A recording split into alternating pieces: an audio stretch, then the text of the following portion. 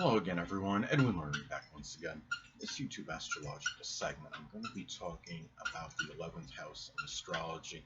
Now, as far as what it rules and governs, the 11th house is associated with friends, acquaintances, goals, aspirations, our hopes, wishes, the future, stepchildren, even if applicable, if you do have them, groups, clubs, organizations, society, social networking and social media, and also humanitarian endeavors. So those are the things that it's connected with.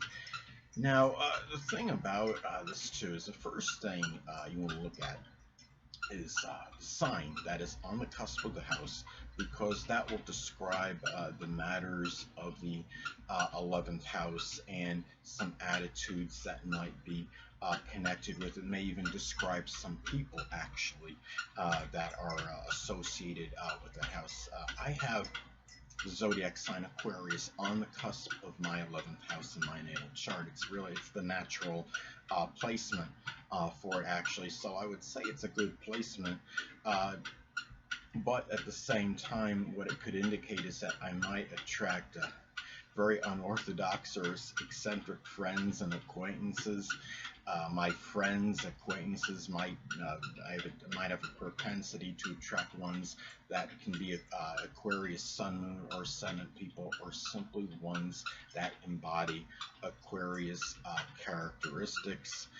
The fact that I have Aquarius in its natural placement, tells me that there can be a very strong interest in new technology and innovation, because you're talking about the zodiac sign Aquarius, and the house it corresponds with is the 11th house does correspond with the zodiac sign Aquarius, and this is something too where you're talking about humanitarian endeavors. So if I ever got involved with those, I would likely show a lot of selfless, altruistic Aquarius energy as far as that goes. And also, given that the 11th house can be connected with goals and aspirations, it's interesting that astrology has been basically a goal and aspiration, and to keep learning and doing more in connection with it as time progresses. Even somebody that may have a profuse knowledge of it, of course, can always aspire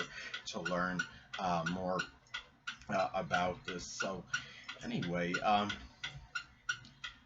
the thing I wanted to get at, the next thing is look at see if the house inhabits any planets in it. That will flavor the house. Now, I don't have any planets in it, but I do have my North Node in Pisces in the 11th house. Now, looking at this, the North Node in Pisces, can be connected with the metaphysical, which includes astrology. The 11th house is associated with our goals and aspirations. Another way of looking at this is where my future might be tied in, given that the North Node could be connected with our future, and what we may emphasize and accentuate in that second part of life, say after around age 30 or 35, is that those it could be matters which showing certain self-sacrificing energy, compassion in 11th house matters, which would include astrology.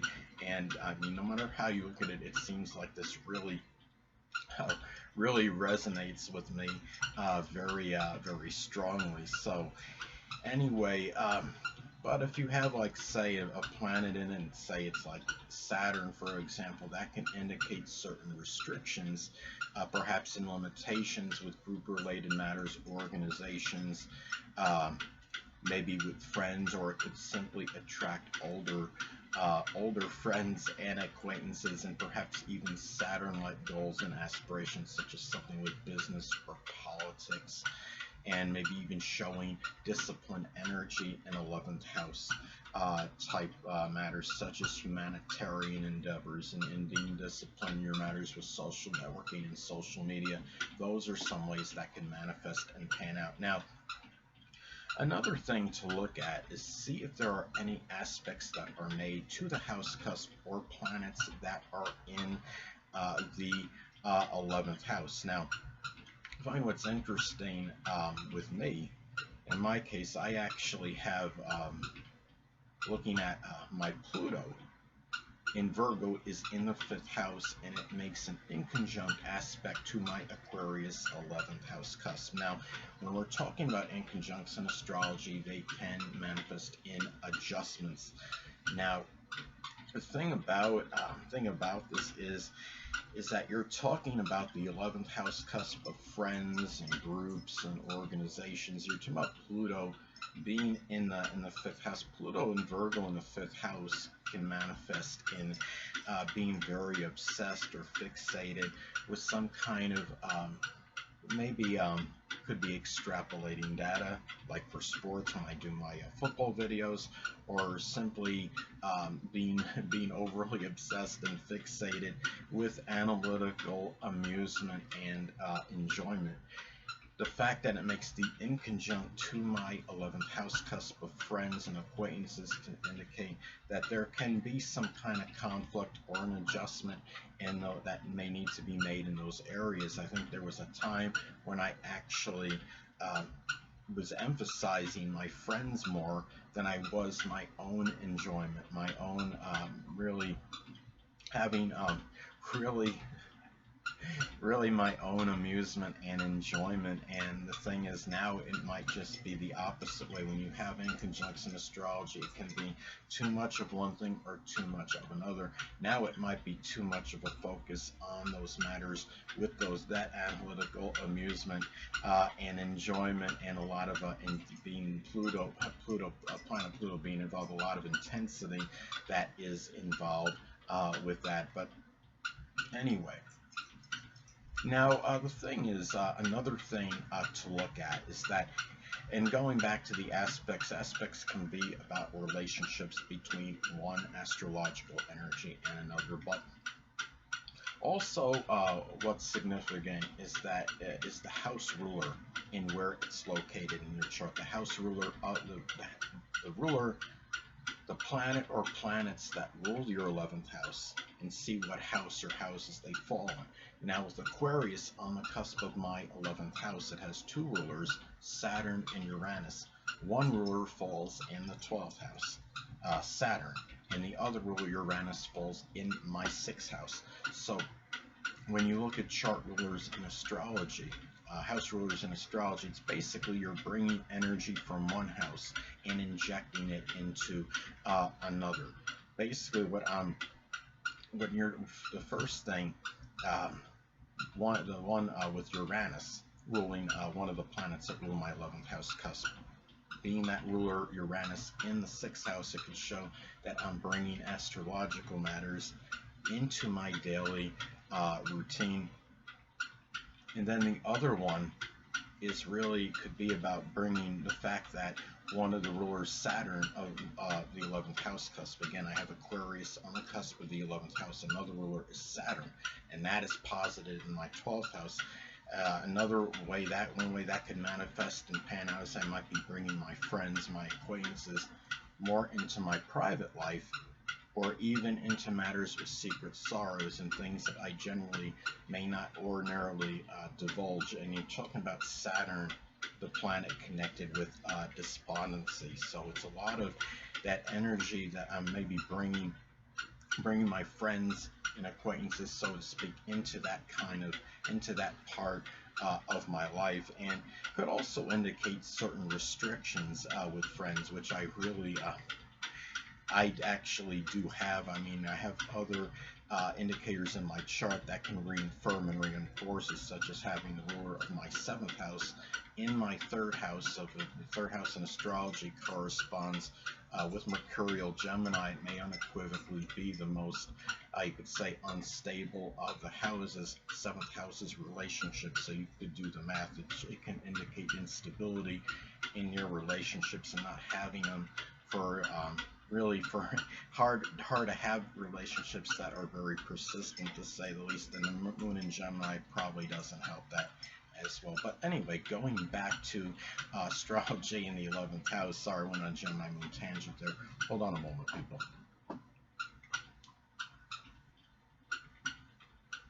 Sorry about that, I'm back. But anyway, also transits to the 11th house can be significant, as that can manifest in very spontaneous, sometimes unanticipated or unexpected events. Now, I'm having a rather long transit currently taking place now in that 11th house. Transit Neptune is in my 11th house, and of course that can manifest in a multitude of ways. One way I see how this is actually working is that this is seems to be a continual dissipation and dissolving of my friends, and being having the fact that the 11th house is associated with one's future.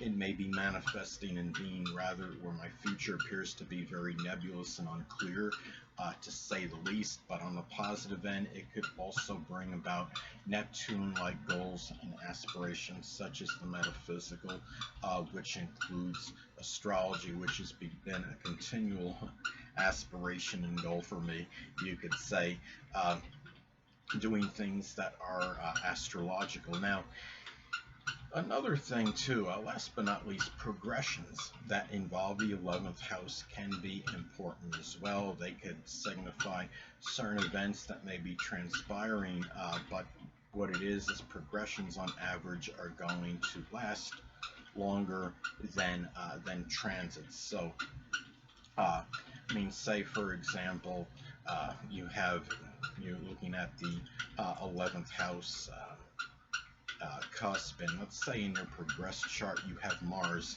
making an adverse aspect to it. That could one way that could manifest, that could be you might have difficulty finding the energy, maybe, or to do 11th house things, or maybe it could show contentious situations with 11th house people. I mean, let's say another example. Let's say that you have Mars in the 11th house in your in your progress chart, and you have Neptune in the progress chart making an adverse aspect to your Mars. Well, you might feel more like fantasizing or daydreaming and feeling more lethargic and not really wanting. You may feel more like daydreaming as far as taking action in 11th house matters, as opposed to actually doing something in connection with them. I mean, those are some ways that could actually pan out. So anyway, people, that'll conclude this YouTube astrological segment. Until next time, people, Edwin Learnard saying stay well.